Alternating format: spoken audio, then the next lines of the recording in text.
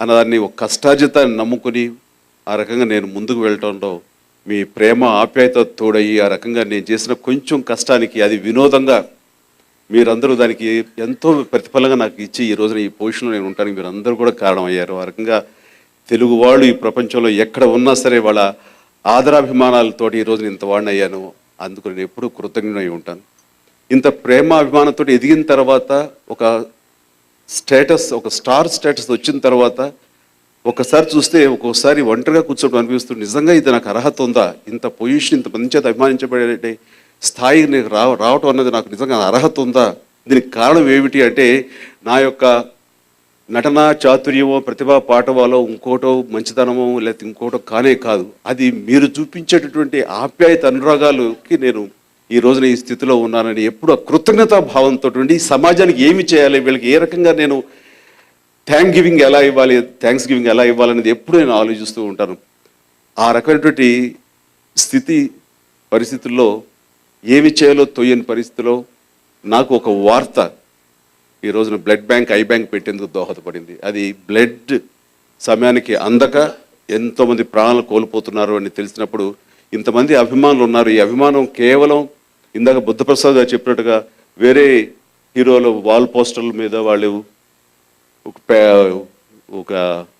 అంటే వాగ్వేదాలకి వీటికి వెళ్ళిపోయి అన్హెల్దీ వాతావరణంతో ఉండే కంటే వాళ్ళందరినీ ఒక మంచి వైపు డ్రైవ్ చేసి ఆ యొక్క విచ్ఛిన్నకరమైన ఆ శక్తిని ఒక గైడెడ్ మిసైల్ లాగా మనం చేయగలిగితే కనుక, ఒక లక్ష్యం నిర్దేశిస్తే కనుక వాళ్ళు సమాజానికి ఉపయోగపడతారు. ఆ రకంగా అది ఒక కళాకారుడుగా నాకు నా ధర్మం, అలాగే అభిమానుల్ని మంచి మార్గం వైపు మలచడానికి ఉపయోగపడుతుంది. కాబట్టి రక్త దానం, నేత్రదానం అనే దాని మీద వాళ్ళు ఫోకస్ పెట్టేలాగా నేను చేసిన ప్రయత్నం ఈ రోజున ఇంతమంది ఇన్స్పైర్ అయ్యి వాళ్ళ సేవా కార్యక్రమాలు పలు విధాలుగా అన్ని చోట రక్తదానం, నేత్రదానం అనే కాదు, సేవా కార్యక్రమంలో వాళ్ళందరూ కూడా ఈ రోజున దృష్టి సారించి సమాజానికి ఇది ఏ విధంగా మనం ఉపయోగపడతామని చెప్పడం అన్నది, అది నాకు మీరు తిరిగి మీ యొక్క ప్రేమని నాకు పంచడం, నా యొక్క స్ఫూర్తికి నన్ను స్ఫూర్తిగా తీసుకుని మీరు ఈ రోజున ఇంత పెద్ద ఎత్తున మీరందరూ సమాజంలో మీ తల్లిదండ్రులు, మీ తోటి వాళ్ళు అందరూ కూడా గర్వపడే దిశగా మీరు ఉండటం అన్నది నాకు నిజంగా చాలా ఆనందంగా ఉంది.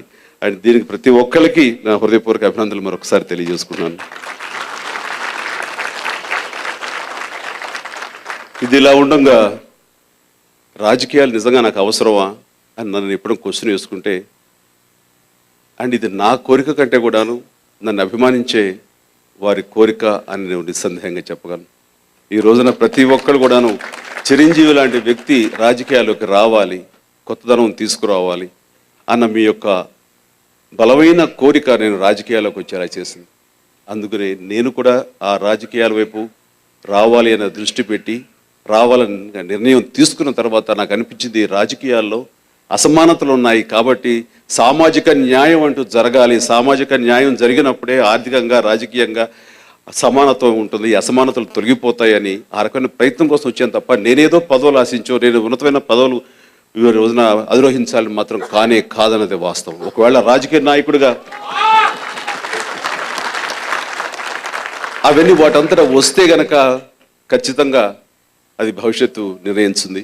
కానీ ఈ రోజున దాన్ని దృష్టిలో పెట్టుకునో, దాన్ని ఏం చేసుకున్నా మాత్రం నా సేవా కార్యక్రమం రాజకీయంగా ఉండదు నా జర్నీ.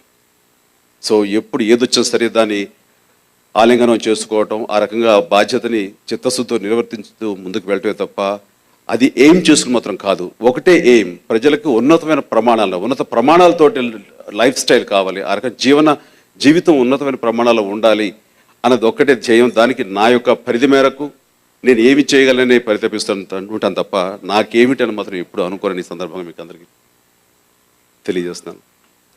అండ్ ఈ టైంలో చాలామంది అనుకుంటారు రాజకీయాలకు వచ్చి ఖచ్చితంగా మెజారిటీతో వచ్చి చిరంజీవి ఆఖరికి 18 మంది ఎమ్మెల్యేలతోటి ఆ రకంగా ఓటమి పాలయ్యాడని చెప్పేసి.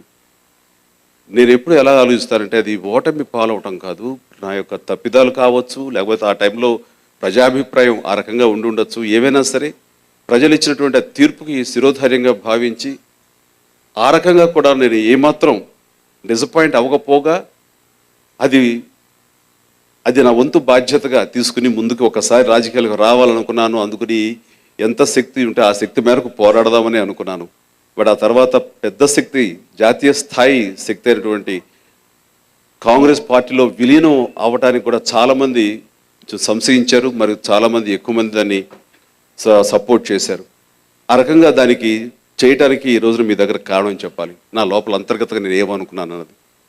నేను ఒక్కడిని ఒక పార్టీ ప్రెసిడెంట్గా ఉండి, ఒక ఎమ్మెల్యేగా ఉండి 18 మందితోటి నేను పోరాడే కంటే జాతీయ శక్తితోటి, అలాగే ఈ సామాజిక న్యాయం జరిగే ఆ జాతీయ శక్తి కాంగ్రెస్ పార్టీతోటి కానీ విలీనం చేయగలిగితే అవకాశం వచ్చింది. వాళ్ళు ఆహ్వానిస్తున్నారు కాబట్టి ఖచ్చితంగా నా ధ్యేయం, నా లక్ష్యం వైపు వెళ్ళగలను అని అనిపించింది తప్ప నేనేం కోల్పోతున్నానని ఏమీ ఆలోచించలేదు.